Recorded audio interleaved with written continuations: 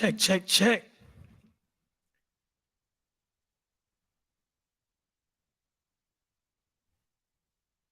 Check, check, check.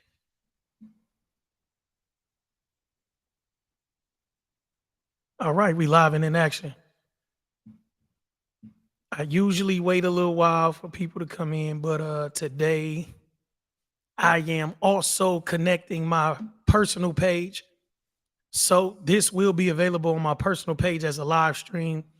But once the stream is over, I will delete it from my personal page. I am basically testing. That's the word we're gonna use. It's still everything that I'm doing still in beta, y'all. Everybody is wondering, like, what is he up to? I am planning something a lot bigger, but I'm putting the pieces together. If you know me, you know I don't just jump out the window with things. I really take my time and plan things. So it's people looking at some of these things like the credit repair and thinking, oh, he's a credit repair. Like, nah, that's just a piece of the puzzle. And then you look at the business credit thing and think, oh my God, he's doing business credit. And it's just a piece of the puzzle without letting the cat all the way out the bag. The bigger picture is that life is just like business. So that's why I called it real life business solutions, real life credit solutions. Life is just like business. So I'm more so of a motivational type of person. So this not just about credit or just about business. These are just aspects of your life. So do not get overwhelmed with the thought of it being business solutions or credit solutions. It's all in one. The main thing is that life is about progression. So I'm making sure that everything I do is progressive into the bigger picture of everything that I'm doing. If you are tuned in for the first time, please leave me a comment. I know a lot of people are not in my group. My group is only a few months old and I have about 600 people in there. So I'm not complaining about the size of the group. The group is building, the group is growing, and I appreciate everybody that's a part of the group. But I wanted to make this particular live stream available to everyone that's on my page to get them more interested in to maybe come and join the group. So without further ado, let's get into understanding a business plan. This is undoubtedly one of my favorite presentations so far because of how necessary it is. This is so necessary. And a lot of people overlook this part of a business and it's crazy, but it's not really foolish or anything. You have to understand how important having a business plan is, or you will feel like it's useless. If you're not looking for some type of funding, you think that a business plan is useless when a business plan is your entire blueprint to your business. So let me properly introduce myself. My name is Alvin C. Hill the Fourth. I don't mind giving you a middle name, but my big brother has the same exact name and he minds everybody knowing his middle name. So it's just Alvin C. Hill the Fourth, aka Jackpot of JP1. I am the CEO of Real Life Business Solutions LLC and Gifted and Talented LLC.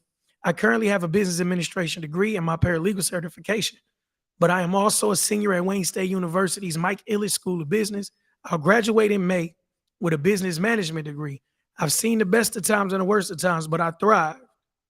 That is my testimony. I've been through everything and I've thrived. I did not just survive. A lot of people are happy with surviving things, and I did not just survive anything in my life. I thrived. I made it through everything that the world threw at me, and I came out on top. I thrived. I did not just survive. It's a difference. Today's info stream will cover the basics of business plans. This is not an extensive overview of a business plan. I can go deeper into it, but this is not what this is for. It's not to flex my muscle and show everybody what I know and try to overtalk everybody. I am doing these info streams to break the complicated down to the simple as much as possible, because that's what a lot of people need. It's not that you are slow or it's not that you're smart enough to keep up, but these are things that you learn. And I went to school to learn these type of things, and I wouldn't dare tell somebody that they could learn the things that I've learned over 4 years in 30 to 40 minutes. So this is the breaking things down to the smallest fraction, and you can do more research, or you can hire a business consulting or somebody to actually put together a business plan for you if you don't want to do the research yourself. So, what we will cover today is the executive summary, the business overview, products and services, industry overview, marketing strategy, the operation plan, the financial plan, and I'll explain internal and external uses of a business plan. The quote to the left is just a goal without a plan is just a wish. If you don't understand that, then you out here playing. Stop going about life in any type of direction and actually sit down and plan some things out, and you will realize how much time, money, and energy you wasting going around in circles. The major objectives for the day is to explain in your business. What do you and why are you in business, and why should your customers choose you? Here's why business plans matter. Internal and external importance of business plans. Business plans are used internally to help the owners, managers of a company set goals and deadlines. If you are inside of a business, you need business plans to let you know what exactly you should be doing and how you should be doing it. Internal uses of a business plan also include sharing information that helps keep a company on track. Once again,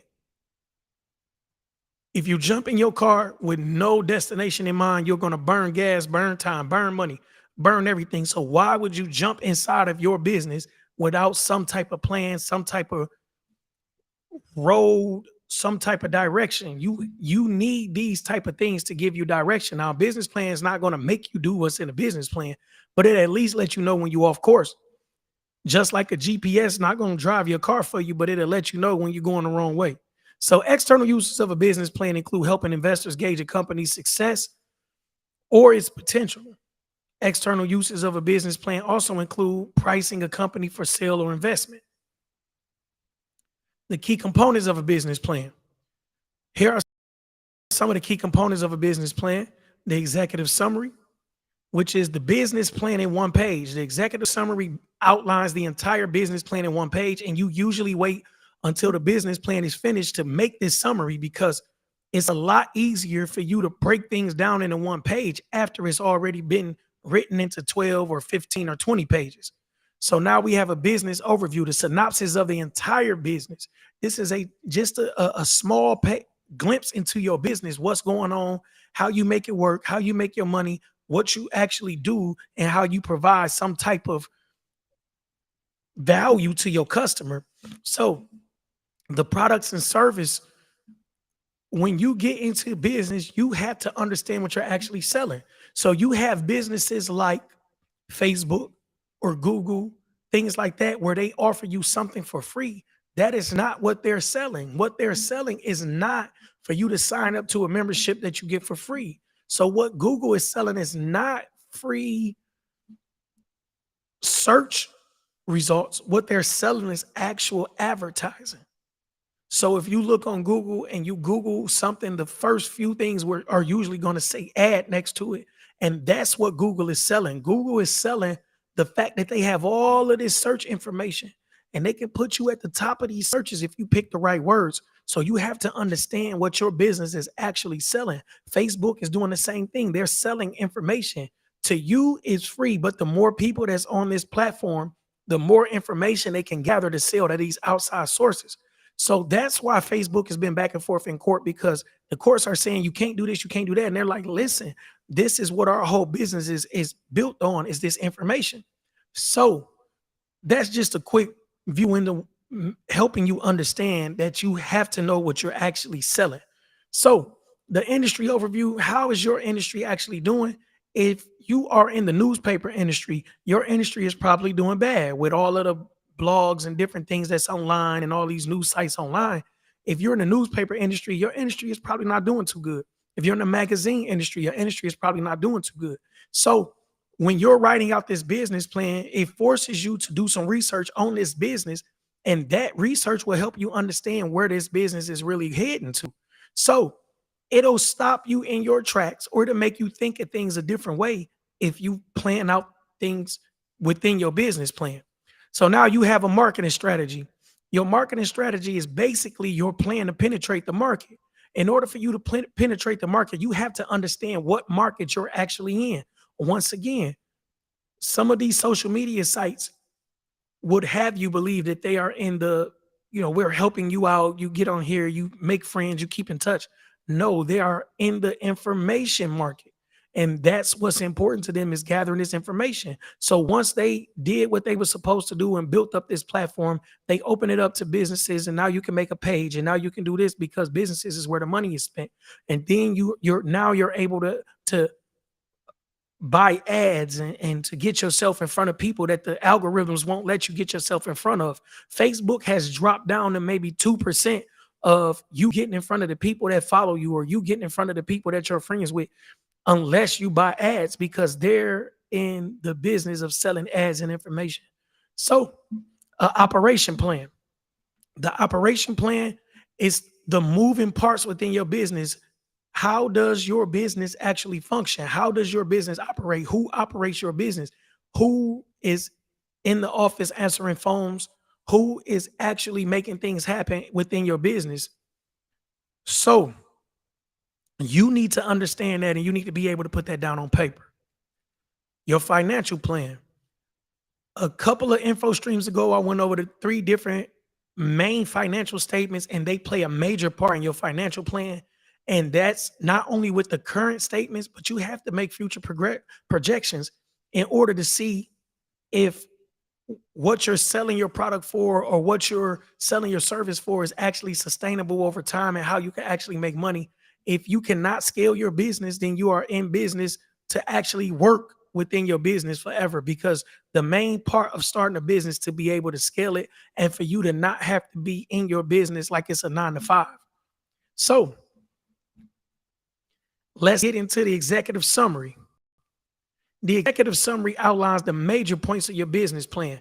So this executive summary, once again, is a outline to the entire business plan. You take all those 20 pages and you make it one. And this is for people that's on the move, and people want to actually know what they're getting into when they're reading your business plan. If this page is not captivating enough, they will not go to the second page or the third page or the fourth page. This is basically your elevator pitch. So you need to describe your products and services. You need to define the problem that you're solving and why you are the solution. You need to make your market analysis. You need to define your target market and your plans to reach them. And you have to review the finances and make future predictions.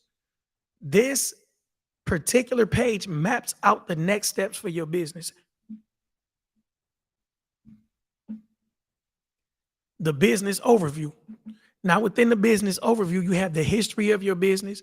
The history includes the history of why you started it, why it's important to you, and why this particular business was, why you're passionate about it. The business overview is basically your why. Why are you so passionate about this business? Other than the fact that it can make a couple of dollars. Money should not be the main reason you do your business plan. You have to look at this business plan as a living, breathing document, and not something to say, I make money. This is how I make money. Even if you're making money, this is not for you to pop your own collar or to strut around your office for. This is for you to actually plan out exactly what's needs to be done and what's going on within your business, so you can see this and you can change things that does not make sense. So within the business overview, you have a legal structure, and your legal structure is your LLC, your DBA. I do not recommend DBAs. Do not leave away from here thinking that I'm saying get a DBA. It could be your LLC, S corp, or whatever. It's your location and the equipment that you need to use to actually get your business uh, done, up and running, profitable. Clearly state your mission statement. Clearly state your vision statement. I will define each one of those in the next slide. But for now, just understand that you have to clearly state these within your business overview, because the business overview is your why, and your mission statement and your vision statement is a part of your why. It explains your why to somebody who doesn't clearly know exactly what you have going on. So this also defines the company's objectives. Your objective could be to help underprivileged kids get rides to school. Whatever your objective is, this business overview should define that. And it should outline your ownership structure. How does your company function? Is there a legal department? Is there a finance department? What is it? What is exactly within your ownership and why? And it should give a general description of products and services. You'll see why it's just a general description pretty soon, but just give a general description. You do not have to go in a lot of details at this point. So do not misconstrue a mission statement for a vision statement. It's a big difference. So your mission statement states exactly why your organization exists. It describes your purpose and your overall intentions. So your mission statement could be, we will make we will raise the rate of kids getting to school by providing rides for these underprivileged kids, blah, blah, blah. You go on and go on and go on. We will stop homelessness by providing shelter through blah, blah, blah, blah, blah. That's your mission statement. Bam. You go into that. Bam. So now you get into a vision statement. Your vision statement actually states a goal that the company plans on achieving in the next 5 to 10 years. So now your vision statement is, bam, we will decrease absentee school students by 50%, man, whatever. Like, you get into it, it actually give you a vision. It's 5 years, 10 years. It could be 3 years, or it could just be a year. But you want to, it's a goal. It's not just why your organization exists. It's an actual goal. If you don't know the goal, then you won't be able to write your vision statement. Anything a vision, if you write a vision board, those are goals. So you have to understand what the word actually means. Vision. It's a goal. Your vision statement, your vision board, it's your goal. So your mission statement, this is my mission. My mission is to get these kids to school by any means possible. My goal is to, which would be your vision statement. Now, your mission statement is to get these kids to school, as to up the attendance rate of school. Bam, we're gonna do that. Bam. Your vision statement is, we will increase the attendance of school by 50%. Bam. You have to understand the difference. This is where you get more into your products and services. This is why you only give a general synopsis earlier in a business plan. So your products and services, now you have to describe the products and services that you're offering. This description has to be as detailed as possible without boring somebody. You do not want to get into specs and all of that. You just want to make sure that you can differentiate between the products and services of other people, and this is what you're selling, and you can get into why you're selling it. You define the features of your products and services, and you define the benefits of your products and services. There's a difference. The features of your products and services, the features might be a 17-inch screen. That's a feature of this iPad or whatever. You got a 17-inch screen iPad or a 17-inch screen iMac or whatever. And that's a feature of it. It has a terabyte of memory. That's a feature. If you describe the benefits of the actual product is that it's mobile. You can take it with you. It simplifies business for you. You can take you can leave your desktop at home. It's secure. All of that is different. That's the benefit of it. The benefit of it is that you can actually do work on the run. You can do work. It's mobile. So you have to outline your competitive advantage. So whatever your competitive advantage is, your competitive advantage may be the fact that you have a $20 million bankroll. Like, somebody is behind you. You got $20 million. That's your competitive advantage at this point, depending on what market you trying to aim at. Your competitive advantage may be the fact that you can pivot fast. So you need to understand what makes you beneficial. What is your competitive advantage? Everyone's competitive advantage will not be the same. So you need to explain your pricing compared to the competition. If your pricing is extremely lower than the competition, you should explain that. If your pricing is extremely higher than the competition, then you have to explain why somebody is spending more money for your product or your service than they're spending for the people around you, whether it be the experience that you have and how much you actually bring to the table, whether it be how much quality you put into your product. Are they one-on-ones? Is it some kind of rarity to these products? You have to explain why you have the price point that you have for your products and your services. So The industry overview. Within the industry overview, you had to define your industry. If you are a shoe manufacturer, your industry is not all shoes. If what you're making is athletic shoes, then your industry is athletic shoes. You should be as direct as possible when you're defining your industry. Now, you may have other competition outside of athletic shoes. You may have casual shoes. They may be another form of competition, but your direct competition is athletic shoes. So that's your industry. So, what is the outlook for your industry? Once again, if you are a newspaper and you are trying to start a newspaper, the outlook for your industry is very bleak. The outlook for the newspaper or magazine industry is very bleak.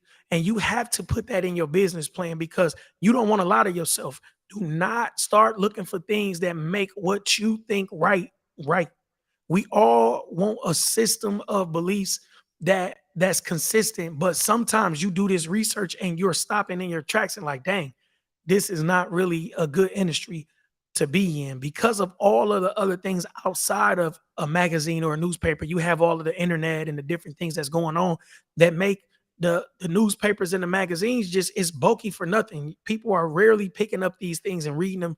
You have other things now like blogs and news sites and things like that. So you have to do this research and realize that some of the things you're trying to do may be outdated and you may need to rethink some of this.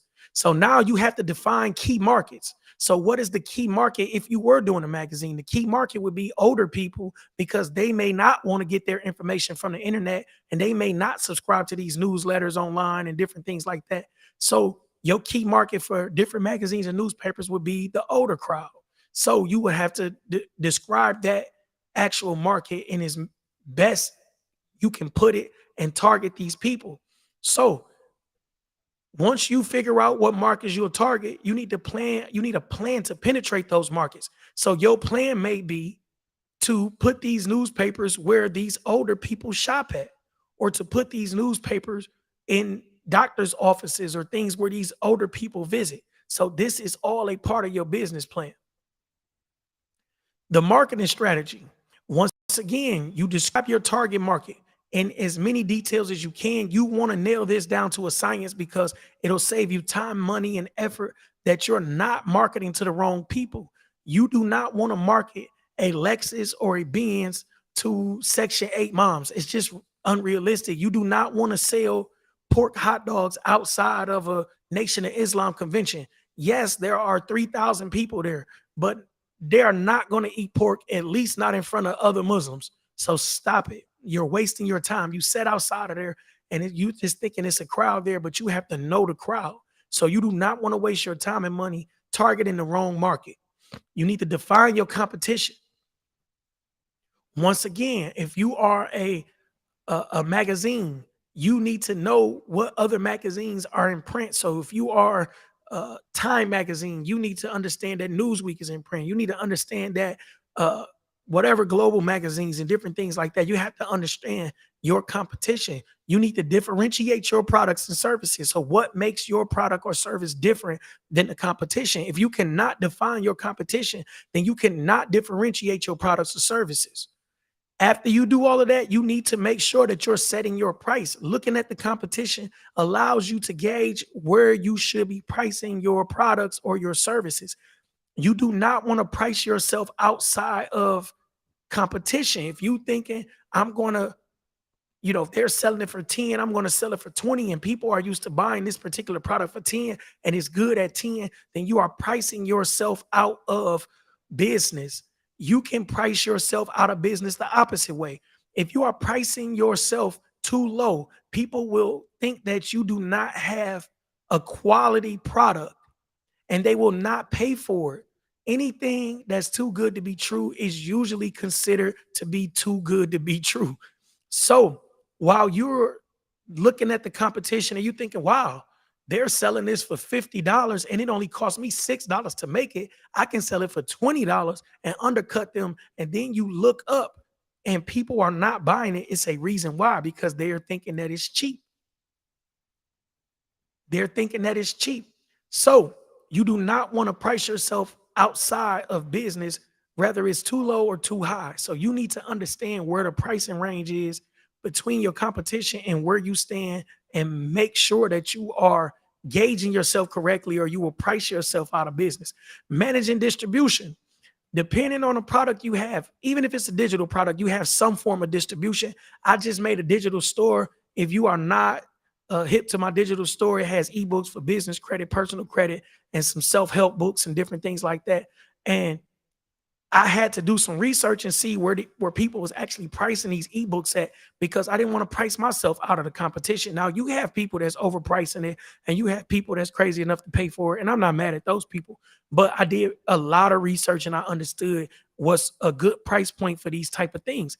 And then the distribution of it, I had to get a new CRM, because the CRM that I was using, it had me doing a bunch of other stuff. So even if it's a digital thing like music, you need some form of distribution, whether it be on your website or whether it be from iTunes or something like that. You have to understand how to distribute your product. If you're selling clothes, you need to know how you're going to get your clothes to the people that don't mind buying these things, and you need to make sure that your distribution is concrete, because you do not want things getting caught up in people to stop paying for your product because they didn't get what they paid for, or didn't come in the time that it was supposed to come, or it didn't come in the shape that it was supposed to come. It got beat up in transit, whatever. You have to make sure that your distribution is on point. And a big thing within your marketing strategy is creating word of mouth. Word of mouth is the best form of promotion, and you do not want to spend all that money trying to do everything else, and you do not have word of mouth promotion. So you need to figure out the best way for you to get word of mouth promotion. A SWOT analysis. SWOT stands for strengths, weaknesses, opportunities, and threats. That sounds like a lot going on, but it's not really a lot going on. And I'll be able to break this down really fast. So, the SWOT analysis helps you assess internal and external challenges and how you'll overcome them. So, the first thing is your strengths. What advantages do you offer? So, within your strengths, once again, your strengths could be that you have $1 million investor and other people are scrambling in your area that you're starting this business in. Your strength could be that you had some formal education and the other people don't have this education. Your strength could be that you worked in this field 30 years, and a lot of people that starting this is just now getting into it. That could be your strength. Your strength could be your understanding of this type of business. Your strength could be a lot of things, but you need to write it out and make sure that you understand exactly what your strengths are. Because once you write something down, you may see that you may not be as strong as you thought you was in that particular area. Now let's get to the weaknesses. The weaknesses are the disadvantages that you're at. So maybe you don't have this $1 million investor. Maybe you scrambling. Maybe you working a 9 to 5 and you can only put in a certain amount of money in your business. So that's a weakness. So now these are both internal things. Your strengths and your weaknesses are internal. That's for you to gauge within your company. So you have to figure out how to strengthen up your weaknesses. And that may mean you need an investor. If you need that $1 million, you need an investor. So you got to work on getting your investor. Whatever else your weaknesses be, your weakness could be in education. So you need to go take a class or do something to help you get educated. It could be a digital course or something, but you need to be educated in that area if that's a weakness. So opportunities. Now this is external. Externally, you're looking at opportunities. What opportunities are available in the market? So now let's say you cut hair and you're a black barber, but you live in a white neighborhood. An opportunity could be that there are no black barbers in that neighborhood, and there are maybe 1,000 black families in your area, and they travel all the way to the city to get a haircut. So now you have the opportunity to stop them in their tracks, and you have to promote to them, and bam, bam, they see that there's a black barber in the neighborhood. So now they're not traveling 30, 40 minutes away to go get a haircut. That's an opportunity. Threats, what can change for the worse? A threat could be some type of legislation. So let's say you was the weed man. Now you out here, you doing whatever, bam, bam, bam. The dispensary's going crazy right now. The dispensary's on every corner. You got the dispensaries banging. You do all your due diligence, and you about to open up your dispensary.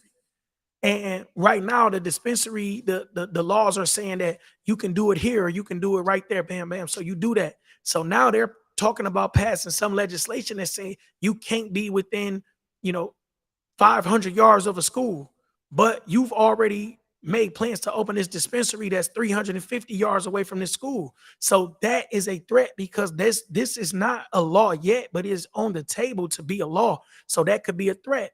So now you have to look at the opportunities and the threats, and you have to minimize the threats and you have to maximize your opportunities and take advantage of these. So this is what a SWOT analysis is all about, is actually looking at the company, which is internal, that's within your company, is internal. And then you look externally at different things and you try to strengthen up your weaknesses and you use your strengths and take advantage of what you can take advantage of. The operation plan. The operation plan introduces your management team. Now, your management team could be your mama, your sister, your cousin. This is not what you're going to put in here. You're going to put, my cousin has been, my such as Jessica Williams has been a uh secretary for 20 years and she's the best secretary that we know, and all. You make sure you pump these people up, because the people that's reading these business plans need to feel like you got the best team in the world. I don't care if it's internal or if it's external. Whoever reading this business plan need to feel like you have the best team in the world. Y'all have the best education, y'all have the best experience, y'all have the best chances at success. And even if it's just them reading it, they need to feel important and feel like you value them too. So you need to describe their daily operations. What does that secretary actually do? She will answer these phones. She will forward these messages. She will schedule appointments, whatever else she do. You just make her seem like the greatest secretary in the world. So now you need to define your human resource plan. Once again, this is human resources basically mean how are you going to use the people within your company? So within this company, you're going to everybody need to perform at their highest level. So that's how you're going to define your human resource plan. You're going to do such and such. You're going to put together things to make them feel good. Uh you're going to put together discipline when they're not doing good. All of this, you need to have all of this in writing, because just talking to people, a handshake, business, it's all good. But when it's in writing and you say, nah, man, we talked about this. No, you did not look at the employee handbook. You did not do it. Like, it's different when it's in writing. And your business and factory location. Some businesses, the location isn't the most important thing, especially when you're doing things online or whatever. But let's say you own a restaurant. You do not want to own a restaurant and there's no traffic. If people have to drive 40, 50 minutes out to get to your restaurant and they are passing 10, 15, 20 restaurants, listen, depending on the business you in, the location is everything. Location, location, location. But some other things, it doesn't matter. If you can do everything online, you have a digital store, you have whatever, it doesn't matter where you're located at, as long as you can get the job done and you have the tools necessary. So the production and logistics plan, that is how you will get your product made, how you will get it packaged, and how you will get it to where it need to be. Logistics is basically the movement of materials, and logistics is how you make things make sense. You do not want to have to pay for shipping twice. You want to make sure everything within your business is kept at a minimum, and these plans make sure that your business is operating at full capacity.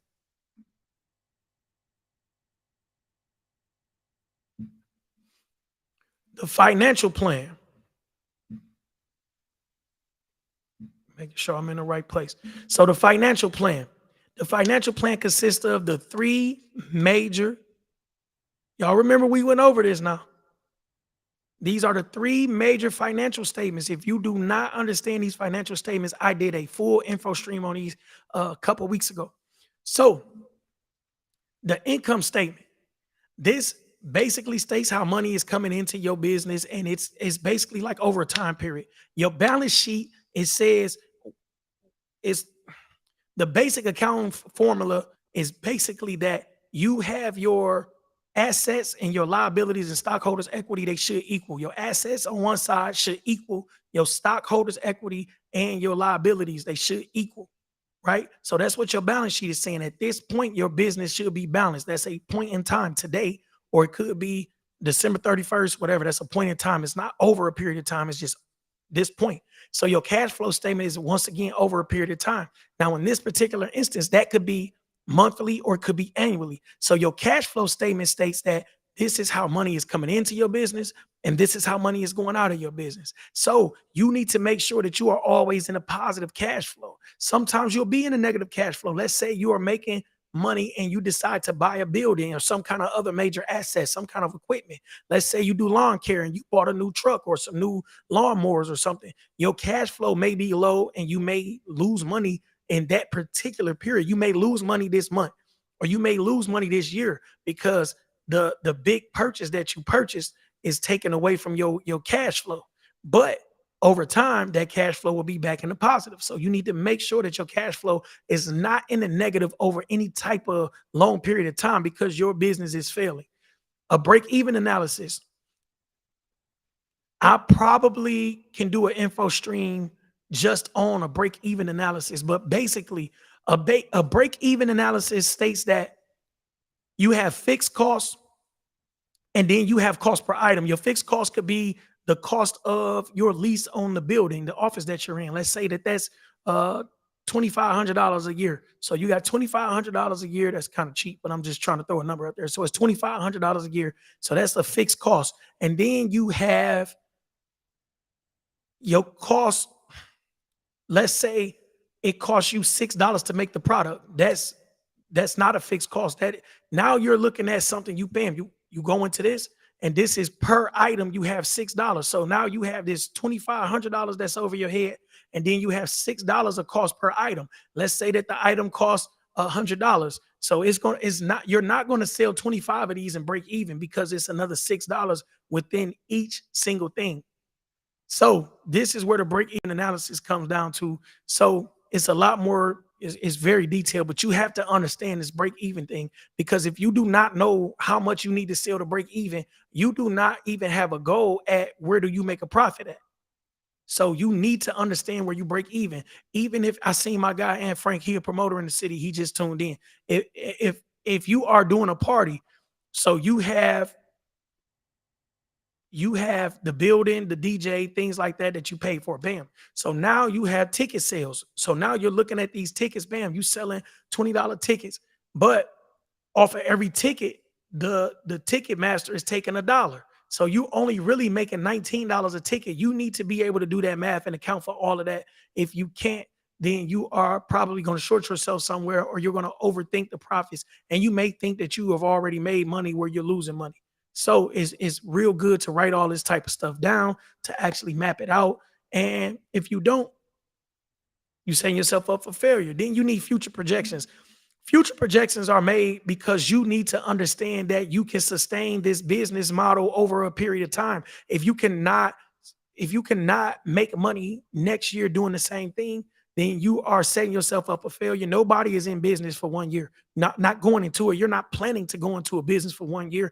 If you're planning on starting a business, you're spending money, spending time, spending effort for this to be a long-term thing. And eventually you may want to sell it or you may want to sell stake in it or whatever to make your money, but you're not planning to start a business and close it in a year.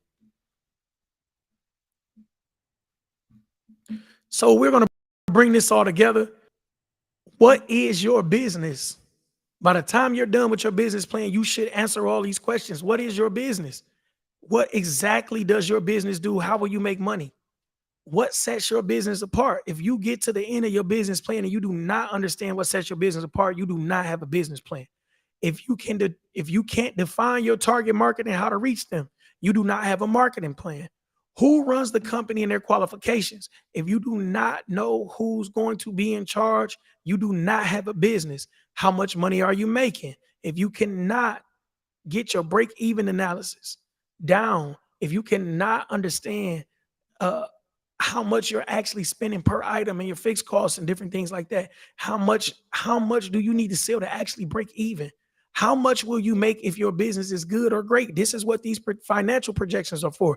Your financial projection should state if we sell 2,000 gadgets, we'll make $4,500. If we sell 4,000 gadgets, we'll make $9,500. Once again, you have fixed costs. It may not be the same profit over items. That's the point of it being fixed costs there. So you have to make sure you allocate for those fixed costs because that $2,500 rent does not change no matter if you sell 2,000 gidgets or 4,500 gidgets or 50,000 gidgets. You're still paying that rent. Now, if you need more space, then down the line, because you may have to get space for 10,000 gidgets. So now you need another office. So now you'll have to spend another $2,500. So your fixed cost will change at 10,000 where you need more space. It's a lot like get deep. I don't want to get too deep, y'all. I'm trying to keep this simple as possible. Even at the points where I'm trying to like skip, like not go too far into it. Y'all think I'm like trying to break it down. I'm really trying to make it to where it's not so deep because it's hard sometimes to have this type of information and to break it down to layman's terms. Like, don't trust me, y'all think y'all watching these business people and it's simple to get people in a room that's not business people and to explain business to them is really not. And it was hard for me to understand business until I understood business. So I am looking at it. We got the live chat open. I see a few people tuned in. Thank y'all for tuning in, man. If y'all got any questions, I'm gonna take questions right now. It's going into my 40-minute, 45-minute mark. I like to get out of here around then.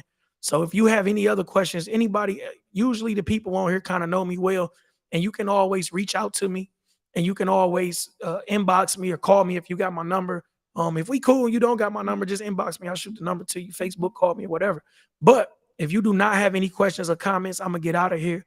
If you don't know, I got 4 kids and I need to make sure that they all right. So thank y'all for tuning in. Thank y'all for listening. Next week, we will be here, same place, same time. Um, that's where I'm at. Real Life Business Solutions LLC, 2785 East Grand River Boulevard. East Grand Boulevard, not Grand River, y'all. Suite 381, Detroit, Michigan, 48211. Here is my number, 313-883-9664. That is my real number. It's a business number, but it's my real number. I answer the phone. I answer the text. If you got any questions, man, just reach out to me.